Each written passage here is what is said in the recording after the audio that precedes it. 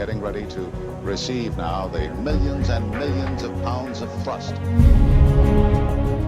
30 years ago, it was all so new.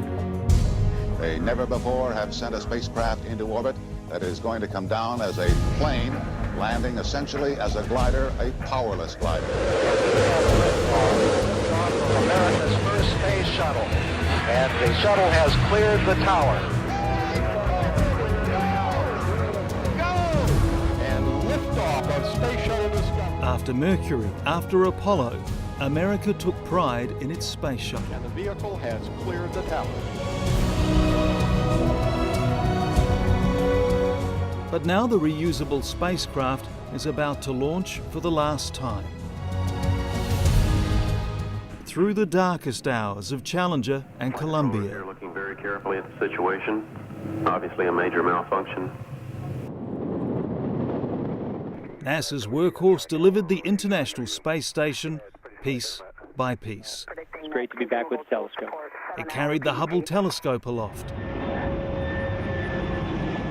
It survived through the decades, almost making spaceflight seem ordinary. But there's no getting over this. After Atlantis, the money is gone. It's the 4th of July weekend at Titusville on Florida's Space Coast. A day of US patriotism and pride. There are thousands here, including former space workers and their families, people who helped build and maintain the shuttles, who are now being laid off. Although they say they're old, they're really not old because they are the best maintained vehicles anywhere. They are engineers and technicians from a highly specialised industry, 7,000 of them, looking for new jobs. If you're responsible for the tiles on the orbiter, where do you go? Where do you take your trade? Yeah, this is the photo team, tracking and photo, and a few of them have retired. He's gone. Actually, this is when George was retiring. For Bill Bender, the space program wasn't a job, it was a way of life. A project manager for a NASA contractor, his job went in March. He still hasn't landed a new one. We're not going out and eating like we used to. We're not spending the money we used to. We're not going to the places that we used to go on with great frequency. We're being more mindful of how much we're spending. The decision to retire the shuttles was made years ago. Florida's Space Coast community had been pinning its hopes on a timely replacement.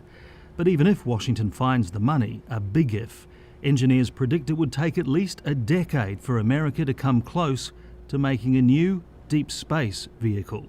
And with so many being laid off, Bill Bender worries about who would be left to work on it. I don't know if people would come back if all of a sudden after 3 or 4 years, hey, we've got this new program, you guys used to do that, come on back. And if they were relocated and had good solid jobs with a definite future, there may be a reluctance to come back. I don't know. As they have so many times before, the astronauts fly in ahead of the launch. The cameras are rolling. One last tourist bonanza awaits. I say that we'll be very proud to put the right-hand bookend on the Space Shuttle program. But just outside the Space Center, the town of Titusville is already suffering. Space City, as it's known, is still in the grip of recession. The end of the shuttle program is a bitter blow. It'll be like a part of the family is gone for us. Are your family members going to be okay? Are they going to keep their jobs? No. My father and brother-in-law both have gotten their notice of when they'll be gone. And Marsha Gadke used to work on the space program. Now she's trying to lead a local business revival. We were expected to be the miracle city as a result of the space program being located just to our east. And we were supposed to be 100,000 people within a decade. And the scale of what's ahead of her can be seen here at what's left of Titusville's Miracle City Mall. This place is virtually empty. It is empty, but it definitely has seen some incredible days, and it's actually set to be completely demolished. Built at the height of the moon landing days, it once carried 53 businesses and was the pride of Space City. Already in decline before the global downturn, now only the shell remains. Imagine on launch day, the rocket is sitting in this structure, so it's bolted down to that big gray square. In blistering heat at Cape Canaveral, a brash new rocket company has invited journalists in for a rare look. SpaceX is leading a pack of private sector startups hoping to fill the gap left by the shuttles. Founded by a California entrepreneur, it has a contract with NASA, a proven launch pad, a crew capsule in development, and a rocket that's already been into orbit. SpaceX is promising to be ready to fly its first manned mission in 3 years. Providing SpaceX lives up to its promises, the numbers tell the story. It says its rockets can resupply the International Space Station for a cost of $133 million per mission. Each shuttle launch last year cost US taxpayers 5 times that much. I think that SpaceX clearly has to get their flight rate up. Frank DeBello heads a group lobbying for more private sector space business in Florida. Unfortunately, we're facing the loss of a large volume of jobs all at one time with the retirement of the shuttle. And we're going to replace those 200, 300, 500 jobs at a time with different commercial entities.